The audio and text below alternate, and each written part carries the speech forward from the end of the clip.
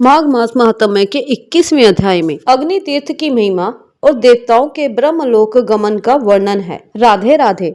आज हम श्रवण करने जा रहे हैं माघ मास महात्म्य कथा के 21वें अध्याय को।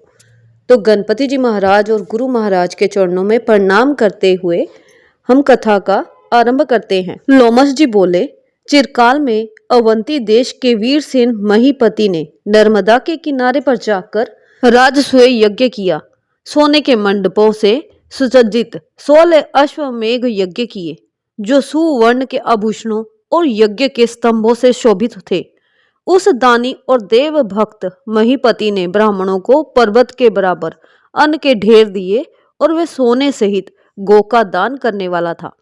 एक भद्रक नामक मूर्ख ब्राह्मण, कुलहीन, कृषि कार्य करने वाला, दुराचारी तथा अधर्मी था।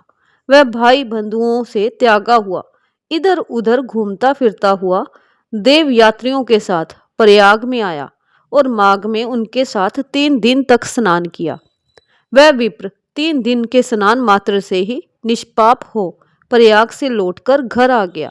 इसके बाद राजा और उस ब्राह्मण की एक ही दिन मृत्यु हुई। मैंने इन दोनों को बराबर इंद्रलोक में देखा। तेज, रूप, बल, स्त्री, वस्त्र, अलंकार तथा पारिजात की माला से दोनों ही समान शोभित थे। इन दोनों के आगे नाचना और गाना हो रहा था। ऐसा देखकर उस क्षेत्र का क्या महात्म्य कहा जाए। हे ब्राह्मण, प्रयाग में माघ स्नान राजसूय यज्ञ के बराबर होता है। गंगा यमुना के संगम पर माघ महीने की हवा से अधर्म का स्पर्श नहीं होता तथा वह भी बड़े बड़े दुखों को नष्ट करती है। किसी भी तीर्थ में किए हुए पाप का फल माघ महीने प्रयाग में स्नान करने से विलीन हो जाता है। यहाँ पर मैं तुमसे पिशाच मोचन नाम का एक पुराना इतिहास कहता हूँ। सावधान होकर सुनो। इसको अप्सराओं की कन्याएं और तुम्हारा पुत्र भी सुने। मेरे प्रसाद से स्मृति प्राप्त करके ये पिशाच योनि से छूट जाएंगे। पुराने समय में देवधूति नामक एक वैष्णव ब्राह्मण गंभीर और वेदों का पारंगत था। उसने पिशाच को निर्मुक्त किया।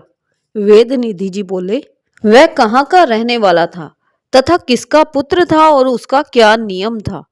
किसने उसको वैष्णव बनाया और किस पिशाच को उसने मुक्त किया?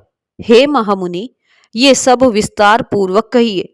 लोमस जी ने कहा, कल पाक्ष से निकली सुंदर सरस्वती नदी के किनारे पर पर्वत के समीप इसका रहने का स्थान था, जहां शाल, ताल, तमाल, बेल, बुगला, इमली, चिरबेल, चंपक, आम, सुवर्ण, करंज, कोवीधार, केसर, पीपल, तलिक, कणिकार, कुंभी, तिंदुक, बावीर, शोलू, चंबीर, पीलू, गुल्लर, बेंत, खाखोट, आड़ू, करहाट तथा बरगद के पेड़, घोटा, कुटज, पलाश, आकाश, जामुन, नीम, कदम्ब, खिरनी, करोंदा, बीजपुर, नारंगी तथा केले के पेड़ों के समूहों से शोभा दे रहे थे। रस वाले नारियल, सदाफल, सप्तपूर्ण, त्रिपूर्ण, सिरिस, सुंदर आंवला, लकुट, परिभद्र और वच आदि तथा केतकी, शिशुमार, तगर, कुंद, मलीख, कमल, कलहार, मालती तथा चमेली आदि के पेड़ों से ये आश्रम शोभा दे रहा था। जंगल के बीच में पुण्य जल वाली सरस्वती नदी बहती थी। वहां पर सारस मीठे स्वर से गूंजते तथा कोमल शब्द करते थे और भोरे गुंजारते थे। तोता तथा मैना का बड़ा कौतूहल रहता था। उस श्रेष्ठ जंगल में अनेक प्रकार के पशु चरते थे। वह जंगल सदैव फल, फूल और परागकर्ण से धूमिल रहता था। संपूर्ण वन मधुमक्खियों के छत्तों से पूर्ण था। नए नए पत्ते तथा मंजीरियों से व्याप्त लताएं पेड़ों में से लिपटती हुई, जिस प्रिया से आलिंगन किया हुआ वल्लभ सुशोभित होता है, उस ब्राह्मण के शाप का भय से वहां पर हवा भी मंद चलती थी। मेघ ओला वृष्टि करते थे तथा सूर्य जल, वनस्पति इत्यादि को नहीं सुखाता था। बिना उपद्रव के इस जंगल में सिद्ध पुरुष निवास करते थे। ये जंगल चैत्र रथ वन के समान प्रसन्नता देने वाला था। इसी में द्विजवर धर्मात्मा देवधूति सुमित्र ब्राह्मण का पुत्र, जो लक्ष्मी के वर से पैदा हुआ था, रहता था। अब उसके नियम को सुनो। वह सदैव आत्मा को स्थिर किए रहता था। गर्मी के दिनों में नित्य प्रति अपने नेत्र सूर्य की तरफ रखता था। वर्षा के समय वह खुले मैदान में बैठकर तप किया करता था। तेज हवा चलने पर हिमालय पर्वत की तरह निश्चल रहता था। वह विप्र हेमंत ऋतु में सारस्वत सरोवर में बैठता तथा शुद्ध जल का स्पर्श करके त्रिकाल संध्या उपासना करता था। पितर, देव और ऋषियों को श्रद्धा पूर्वक प्रत्येक दिन तर्पण करता था। अग्नि में श्रद्धा से होम करता था। चंद्रायण व्रत की विधि में वह सदैव समय बिताता था। नित्य ब्रह्म यज्ञ करने वाला वह सत्यवादी और जितेंद्रिय था। घूमते घूमते थक कर विश्राम करता था तथा भगवान हरि की भक्ति करता था। अपने आप गिरे हुए फल फूलों का भोजन करता था। बिना किसी प्रकार से क्रोधित हुए तपोनिष्ठ वेद वेदांगों से परांगत इस ब्राह्मण की नाड़ियां ही दिख पड़ती थी। उसकी केवल हड्डियां शेष थी। जब उसको तप करते हुए 1000 वर्ष व्यतीत हो गए, तब उसके तप के प्रभाव से वह पर्वत प्रकाशमान हो गया। जंगल के सभी प्राणी शत्रुओं से रहित निर्भय होकर साथ साथ रहने लगा।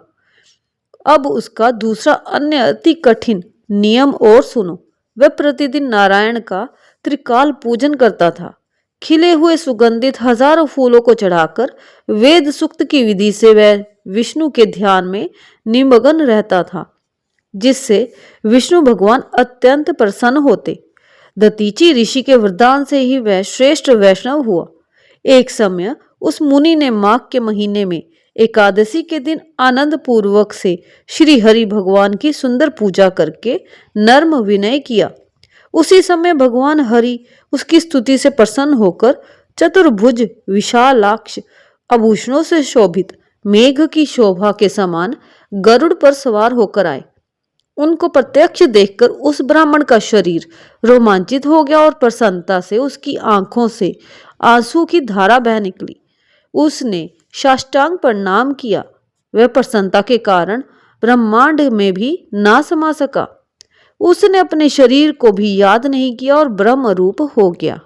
तब भगवान हरि ने प्रेम पूर्वक उस वैष्णव मुनि से कहा, हे देवधूति, मैं जानता हूं कि तुम मेरे भक्त तथा मुझ पर आधारित हो।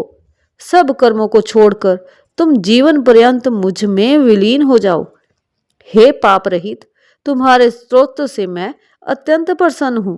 तुम वर मांगो। लोमश ऋषि ने कहा। इस तरह भगवान हरि के शब्दों को सुनकर उस तपस्वी ने प्रसन्नता से आंखों को बंद किए हुए ही लड़खड़ाती वाणी में कहा, हे देवों के देव, हे कमल नयन, अपनी माया से ही शरीर धारण करने वाले, हे देव, आपका दर्शन तो देवताओं को भी दुर्लभ है। इससे मैं आभारी हूं। अब मुझको कुछ नहीं चाहिए। ब्रह्मादि सब देवता, सनकादिक ऋषि और कल्पादि जैसे सिद्ध आपका साक्षात दर्शन करना चाहते हैं। हमारे अहंकार रूपी शुभ अशुभ बंधन मोह ही के मूल हैं। आपके दुष्कर दर्शन से ये कारण मूल सहित नष्ट हो जाते हैं। मेरे जन्म, कर्म और बुद्धि का फल स्पष्ट हो गया, जो मुझको आपका दुर्लभ दर्शन हुआ। हे जगत के स्वामी, इससे बढ़कर और क्या हो सकता है। हे देवेश, मैं वर के लिए आपके चरण कमल को हृदय में धारण करना नहीं मांगता। मैं सदैव अंतरात्मा से आपकी भक्ति चिंतन करूं। बस मैं यही वर मांगता हूं कि आप में मेरी भक्ति सदैव अचल रहे। उसका ऐसा वचन सुनकर हरि भगवान ने प्रसन्नता पूर्वक कहा, हे द्विजवर, ऐसा ही होगा।